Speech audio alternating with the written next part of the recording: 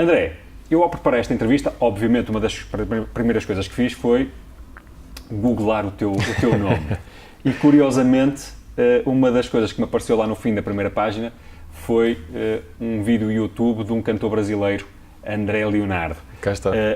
Mas eu não sabia que era um cantor brasileiro. Eu vi André Leonardo num vídeo YouTube a cantar. E eu pensei, bom, será que o André também é cantor? Acho que não ia ter muitos likes, mas... Fazes muita coisa, mas cantar não é a tua cena, tem que ser baixinho. O que é que tu fazes? Olha, eu tenho vários projetos, desde muito novo comecei a desenvolver projetos que de alguma forma procuravam inspirar as pessoas a fazer acontecer. Isto porque ali na altura da crise, quando se falava na crise, 2008, 2009, 2010, eu senti que as pessoas estavam muito desmotivadas com a crise, mas mais do que isso estavam fartas de palavras bonitas e vazias de conteúdo de alguma forma, tipo... os políticos que iam para a televisão e prometiam isto vai mudar, vai ser assim, mas depois no dia-a-dia o português estava com menos dinheiro na carteira, tinha sido despedido ou estava com dificuldades e na mesma altura começou a aparecer um programa que é o Shark Tank, que não eram nada mais nada menos do que empreendedores, pessoas que faziam acontecer e que se expunham ali, explicavam o seu negócio e nós estávamos sentados em casa e víamos um americano, que na altura era a versão americana que aparecia. E ele dizia que fazia um bolo de laranja, a mulher fazia um bolo de laranja, o homem pegava no bolo, metia numa caixa, vendia, estava a vender milhões. 20 mil dólares por mês de bolos de laranja. E a gente pensava, pá, a minha mulher não faz aquele bolo de laranja, mas faz uma tarte de maçã. Pá, o meu filho até mexe no Facebook, isto cara, vai dar para 20 mil dólares por mês, mas qualquer coisa a gente vai conseguir fazer. E eu ouvi na altura também uma frase que eu gostei muito, que é qualquer coisa como, nas crises, ou tu choras, ou tu vendes lenços para as pessoas chorarem. Então eu decidi começar a ajudar as pessoas a perceberem como é que elas poderiam eventualmente vender lenços. Isto do empreendedorismo parece que está claramente na moda. Sentes isto? Sim, sim. E porquê que achas que está na moda? Porque eu tenho a percepção de que nem sempre foi assim e há meia dúzia de anos atrás não era claramente assim. Porventura ainda não houve uma mudança cultural brutal, mas eu diria que há uns anos a disponibilidade da sociedade para receber empreendedores não era exatamente a mesma que é hoje. O que é que, primeiro, se tu achas que isto de facto está a haver esta mudança, e segundo, porque é que achas que está a haver esta boa onda à volta do empreendedorismo? Eu acho que há várias coisas. Empreendedores em Portugal sempre houve, não é? Lá está, se a gente for para aquela história de há 500 anos atrás, fomos, não é? Mas há 20 anos atrás, uma pessoa que montava um negócio de vender bugigangas, era uma pessoa que tinha um negócio de vender bugigangas, não era um empreendedor, mas já era, sem a gente chamar assim. Por isto sempre houve. Eu acho que com a crise que houve, criou-se aqui um movimento de, ok, vamos dar a volta a isto. E a solução à crise foi o empreendedorismo, ou pelo menos uma das.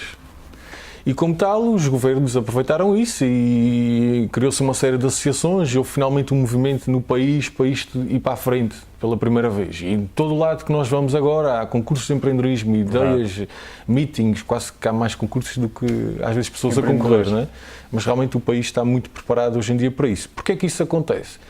Isto depois também tem a ver um bocadinho com a geração que vem agora, acho eu, os millennials e o que os segue, que são pessoas que procuram, que não gostam muito de ter chefes, gostam de falar frente a frente, olhos nos olhos, são pessoas que gostam mais do hoje e não se preocupam propriamente muito com o que é que vem depois da manhã, não é amanhã, é depois da manhã. E, portanto, são pessoas que gostam de fazer coisas diferentes, estão em vários países, estão envolvidos de uma outra forma, mais informal, de calças de ganga, nada, o fato e a gravata. Então, acho que tudo isto e o empreendedorismo hoje, se tu pensares o que é o empreendedorismo que está à volta dele, também é um bocadinho isso. Como é que foi? Qual foi o trigger para tudo isto? Eu tive obviamente, é o que eu vou contar, mas ponto de partida, obviamente, eu adoro os meus pais e tudo isso, mas os meus pais, especialmente o meu pai, é uma pessoa muitíssimo exigente, muitíssimo exigente. Então, imagina, tu tens 96 num teste e ele pergunta onde é que estão os outros 4%, o que é que te aconteceu? E então, isto sempre me obrigou, desde muito pequenino, a ter que lutar pela excelência, a ter que lutar pelo 100%, onde nunca era suficiente, tinha sempre que fazer mais, tinha sempre que ir atrás de coisas. E nunca me deu as coisas de forma muito fácil e, aliás, é uma história que eu conto muitas vezes, talvez a primeira que eu me lembro, que era pai, quero comprar estas pastilhas, gamas, como lá dizemos nos Açores, e o meu pai disse-me, não te vou dar as pastilhas só porque tu queres, tens que fazer alguma coisa, podes lavar o carro. Que idade tinhas nessa altura, mais ou menos? Tinha 5, 6 anos, e então, pronto, na minha casa nos Açores tem um quintal com flores, porque a minha mãe gosta de flores, e tem lá aquilo assim, com uma série de desenhos e cores e tal. E então eles saíram de casa e eu arranquei as flores, quase todas estavam no quintal, vendi aquilo por ramos, amarrei com uns elásticos, meti dentro da mochila da escola, aquilo assim bem amassado dentro da mochila da escola, e fui porta a porta vender aos vizinhos. E consegui vender tudo, ou quase tudo. Peguei no que consegui, fui à mercearia lá da freguesia, trocos em cima da mesa, olha o que dera, querem pastilhas elásticas, deu 2 caixas de pastilhas. Obviamente cheguei a casa, raspanete dos pais, porque não havia flores e tal, pronto, mas foi o primeiro caso que eu me lembro, e isso aconteceu, se calhar fruto da educação dos meus pais, de não me darem as coisas de forma fácil, eu tinha que ir atrás das coisas, lutava muito pelo aquilo que queria. Então, tu achas que isso foi um marco, ou foi pelo menos um contexto, uma realidade importante para tu fazeres aquilo que depois mais tarde vieste a fazer? Sim, porque repara, agora o problema não é comprar pastilhas, agora o problema é criar um programa de televisão sem nunca teres feito nada a ver com televisão. E tu vais ao Google e escreves como apresentar um programa de televisão e vais falar com pessoas que apresentam programas de televisão e de repente estás a ter um programa de televisão que está acima da média em termos de audiência no canal onde estás. Uma coisa que começou literalmente no Google, como escrever um programa de televisão, como apresentar um programa de televisão. Portanto, os desafios são outros, mas a essência, o que está lá dentro, a vontade de ir atrás das coisas é a mesma. E de onde é que vem essa vontade? Consegues fazer uma viagem mais psicanalítica? Consegues perceber onde é que vem essa Eu vontade? tenho que fazer essa viagem ainda, mas pensando um bocadinho nisso, eu sou uma pessoa muito... Lá está. Algumas pessoas dizem que eu sou muito teimoso, eu digo que sou muito persistente. E então acho que isso, na altura, o querer atingir... Vem muito da educação, da forma como os meus pais me criaram na altura, tens que ir atrás das coisas, tens que fazer, se queres tens que fazer porque eu não te vou dar. E eu queria as coisas, e queria mostrar a eles que conseguia ter 100%, não era só 96%, eu conseguia ter 100%. Então ia atrás das coisas e isto foi-me habituando a ir atrás de projetos, 2 atrás de coisas que queria, 3 a acreditar em mim e que eu conseguia lá chegar. E obviamente isto depois foi crescendo, lá está, começou com coisas com pastilhas, depois mais tarde com venda de gelados na praia, depois mais tarde com a organização de conferências internacionais, depois mais tarde com uma volta ao mundo, depois mais tarde com... Depois diz uma coisa, houve algum momento durante este processo em que tu pensaste, eu quero ter uma empresa, ou nunca foi bem esse o teu caminho e era mais, eu quero fazer coisas? Olha, eu lembro-me Eu lembro-me na faculdade, chega ali aquela fase que está toda a gente a terminar a licenciatura ou mestrado e está toda a gente a ir às feiras de emprego, a procurar emprego. E eu não ia. Os meus colegas todos, então já entregaste o currículo na empresa X, Y? E eu, não. Mas então, porque eu não consegui, eu fiz um estágiozinho de 3 meses numa empresa, um contexto muito especial, mas que me convidaram, e eu fui, e eu detestei ter chefes, detestei, mandarem-me coisas que eu tinha que fazer, à hora que eles me diziam para fazer, tinha que estar de fato e gravata, isto não, com todo o respeito por eles, eu adoro, são pessoas que eu adoro, mas não é mesmo o meu estilo de vida. Então, quando começou a terminar a faculdade, eu sabia que queria criar as minhas coisas, queria ter os meus projetos. Nunca ponderaste isso antes de entrares na faculdade? Não, antes eu gostava muito de ler coisas de empreendedorismo, mas na faculdade é que eu percebi o que era o empreendedorismo. Tu, durante esse processo, enquanto estudavas, que tanto quanto sei, foi aí que tu começaste a desenhar de forma mais concreta ideias um pouco alternativas que te levou, em última instância, a pegares na mochila e aventuraste durante um ano uma viagem à volta ao mundo, não é? O que é que foi isto? Conta-nos lá que viagem foi esta. Ok. Então, como eu te dizia há pouco... E que idade tinha já agora? Eu, quando comecei a preparar a viagem, tinha 24. Agora tenho 28, portanto comecei a preparar há 4 anos atrás, saí de Portugal com 25 e fiz 26 na viagem, acho que foi assim, depois cheguei a Portugal, 27 foi o lançamento do livro e 28 é o que até agora, acho que foi isso. Como é que isto surgiu? Portanto, eu, como te disse, eu queria inspirar as pessoas, como é que elas podiam vender lenços, não é? Comecei por organizar conferências de empreendedorismo nos Açores, 600 pessoas, criámos 2 eventos, 600 na primeira e 600 na segunda, e eu pensei, ok, isto dos Açores já está, como é que eu posso levar este espírito e esta inspiração ao resto do país? Então foi na altura do Shark Tank, foi na altura que eu percebi que as pessoas se inspiravam por casos reais, Se o americano vende bolos de laranja, eu posso vender tartes de maçã da minha mulher também, ou o que seja, né? Então, ok, e se eu tiveste ideia, e se eu fosse dar a volta ao mundo, passasse por realidades muito boas, como os Estados Unidos e o Canadá, e passasse por outras, se calhar, também menos boas, como a Índia ou a Tanzânia. E o que eu vou fazer em todos eles, recolher histórias de pessoas que foram à luta e fizeram acontecer. Não interessa muito bem qual é a área, não interessa muito bem se gerou um negócio de milhões ou se foi um autoemprego. O que interessa é que a pessoa tinha vontade, foi à luta e fez acontecer. Eu lembrei-me disto, estava ainda na faculdade, em casa num sofá mais ou menos parecido com este, lembrei-me disto, peguei numa folha em branco, volto ao mundo, fui ver uns rankings de empreendedorismo, escolhi os países muito bons ou que estavam muito mais elevados no ranking e os últimos, que era para ter realidades muito diferentes. Ok, isto tem que ser durante um ano, para recolher histórias nestes países todos tem que ser mais ou menos um ano, ok, um ano. Eu vou aos Estados Unidos, se eu ficar nos Estados Unidos um mês, fui pesquisar na net, um dia nos Estados Unidos custa X, então se eu ficar lá um mês preciso para os Estados Unidos Y, e por aí fora. Fiz isto nos países todos, fiz um orçamento. Isso foi durante uma tarde? Ou foi Isso foi durante um dia, mais ou menos. Foi uma coisa assim mas uma coisa muito simples, não penses que foi uma coisa muito simples. E depois que fiquei a matutar naquilo, nunca tinha feito viagem, acho que nem tinha passaporte na altura, nunca tinha África, Índia, quer dizer, isto nunca me tinha passado pela cabeça. Não penses que eu antes era aquele miúdo que já viajava e que pegava. Certo. Nada. E o meu primeiro passo foi, eu lembro-me que na altura eu fui aos Açores, acho que na Páscoa, e os meus pais são pessoas tradicionais, como eu te contei há pouco, e tinha que contar que o filho deles não ia procurar emprego, nem ia aceitar propostas da empresa XY, o filho deles ia dar a volta ao mundo. E isso foi um processo... Como é que foi a reação dos teus pais? Foi Como engraçado. É que tu disseste, antes de foi mais? engraçado, porque eu aterrei na sexta-feira à noite. Tu disseste logo, foi de chofre... Foi assim, eu vou-te contar a história, foi engraçado. Aterrei na sexta-feira à noite e tentei contar ao jantar e não consegui. Então no dia a seguir... Ficaste entalado, é não, isso? aquilo chegava aqui e voltava para baixo. Acordo no sábado e tentei ali contar durante o almoço, mas ainda não estava pronto. E então pedi à minha mãe, isto é verídico, pedi à minha mãe para cozinhar lasanha para o jantar, que é uma das comidas preferidas do meu pai. Fui à mercearia onde comprei as pastilhas uns anos antes, comprei 2 garrafas de vinho. Eu não percebo nada de vinhos, eu não gosto muito de vinho. E o meu critério para escolher a garrafa de vinho foi o que tinha maior grau de álcool, ok? Levei as garrafas para casa.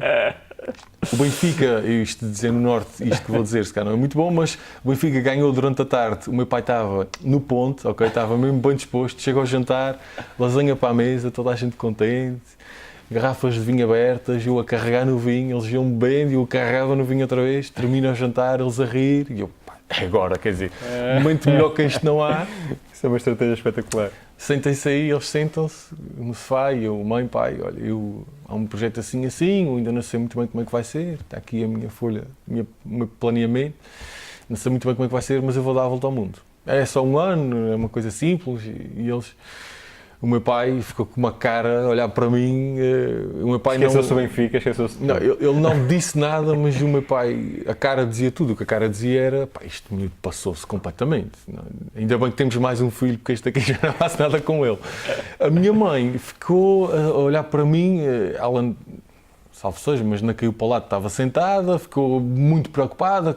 Vais para onde? Para onde? Mas como? Mas com quem? Como é que tu vais fazer isso? Acontece isto, aquilo?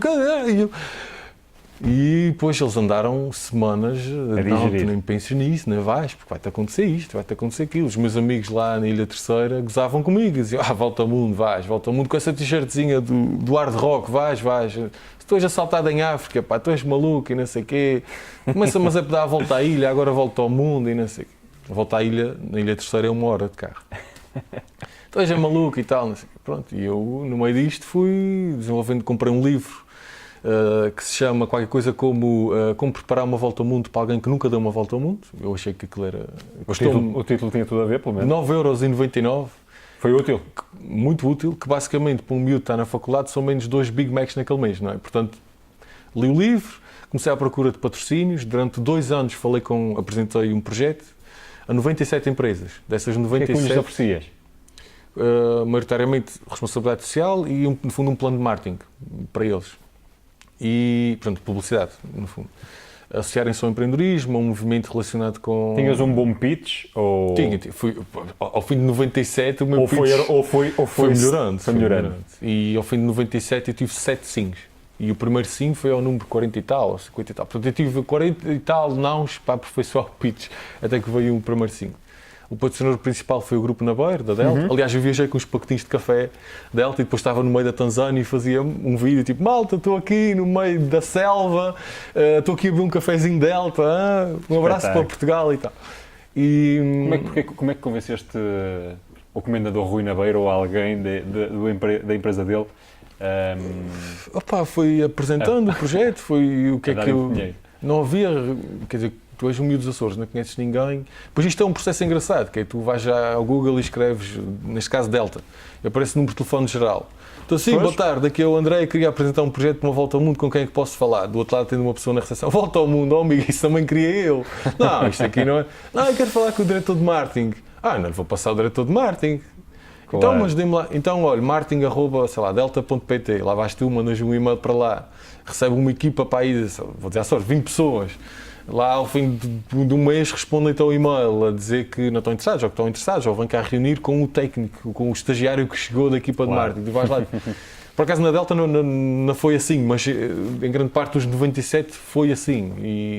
E foi duro, mas ao fim de 97 tinha 7 patrocinadores, vendi tudo o que tinha, e na altura não tinha carros nem casas para vender. Um miúdo da faculdade tinha Playstations, bicicletas, livros. Portanto, nunca pensaste em desistir durante essa... Mas não é fácil. Mas ia-te perguntar, tu viajaste sozinho, não é? Com certeza que ias conhecendo pessoas aqui e ali. Tiveste momentos de solidão? Olha, tu hoje em dia com o Facebook, com o WhatsApp, com tudo isso, tu estás fisicamente sozinho, mas tu emocionalmente não estás sozinho. E sentias esse calor, ainda que digital, de alguma maneira? Sim, porque tinha namorada, tinha os pais, e a gente todos os dias, obviamente, que eu tentava, nem que fosse no Nepal, em cima de uma coisa qualquer, apanhar um bocadinho do Wi-Fi do bar do lado, que não sei o quê, para conseguir trocar um bocadinho de mensagens com eles. Todos os dias tentava fazer isso, não aconteceu todos os dias, mas quase todos conseguia falar com eles e comunicar. Já agora, para teres uma ideia, falei com os meus pais com calma no Skype 3 vezes, durante um ano, 3 vezes. A minha mãe estava louca. Mas... Pronto, chegou, entretanto, tinha-te deserdado, não é? É engraçado porque eles próprios depois também mudaram comigo ao longo da viagem, foram vendo histórias e é engraçado que no fim eles dizem: ainda bem que tu insististe para ir, porque foi realmente a melhor coisa para ti e para nós, porque nós aprendemos também muito com isso. Mas isto pode ser o quê? Nunca pensei em desistir, para já porque sou muito teimoso e depois porque aquilo era um sonho que eu tinha, era fazer aquilo e era um projeto, e nos projetos a gente não desiste e volta para trás, a gente arranja uma maneira diferente de continuar a andar. O que é para ti liberdade? É a possibilidade de viveres noutros países ou tens outra definição de liberdade? Olha, liberdade é o seguinte, eu sábado e domingo fui a uma conferência em Lisboa, cheguei domingo tardíssimo e na segunda-feira queria estar com a minha namorada descansado. Ela não trabalhava e eu decidi não trabalhar na segunda-feira, porque queria estar com ela. Isso é liberdade, é poder fazer o que quer, como quer. Obviamente não é sempre assim, mas eu, com os negócios que tenho hoje, consigo ter a liberdade para, se amanhã está bom tempo e sei que vai estar a dar ondas, pegar na prancha e fazer surf. Isto também tem um reverso de uma medalha, que é a gente trabalha muito sozinhos, a gente não tem ninguém que nos encaminhe, a gente tem que nos encaminhar a nós próprios. A liberdade tem o seu custo, mas liberdade para mim é isso. É poder... E sucesso?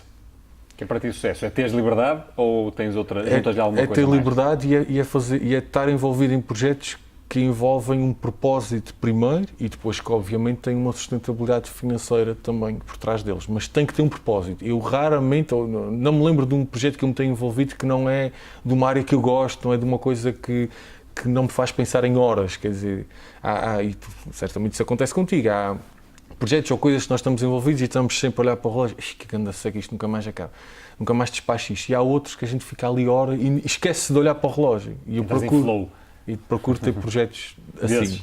Agora és um autor e um apresentador de televisão, ou num canal de televisão, na TV Cabo, o canal Q.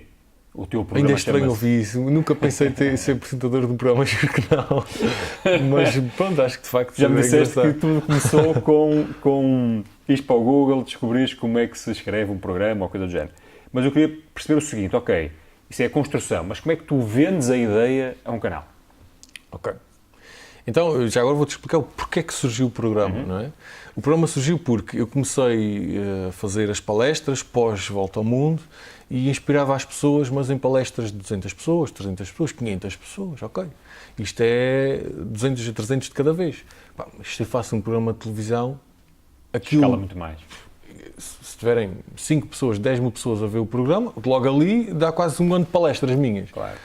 E para onde isto depois no YouTube, redes sociais, isto chega a todo lado. Então, pá, isto vai ser o próximo passo. Vamos alargar o nosso target, não é? A quem é que nós chegamos. E depois foi uma questão de tentar perceber como é que funciona a indústria da televisão. De facto, há muita gente que vai aos canais, propõe, olha, eu tenho este programa, custa X, vocês querem, não querem. Pronto, o meu caso foi um bocadinho diferente, eu financiei o programa através de patrocínios e cheguei ao pé do canal e disse, olha, tenho isto, está financiado para vocês, isto custa zero, portanto vocês não têm muito risco em pôr isto para o ar, mesmo que eu diga algo mais asneira, isto também não vos custou dinheiro nenhum, por isso bora experimentar. E eles receberam-me muito bem, do canal deram-me todos os meios. Têm conteúdo à borla, ganham dinheiro com a publicidade, portanto é um negócio perfeito para eles, não é? Perfeito para eles, para mim também é perfeito porque consigo colocar... canal de distribuição. Tenho um canal de distribuição para as minhas coisas e é assim.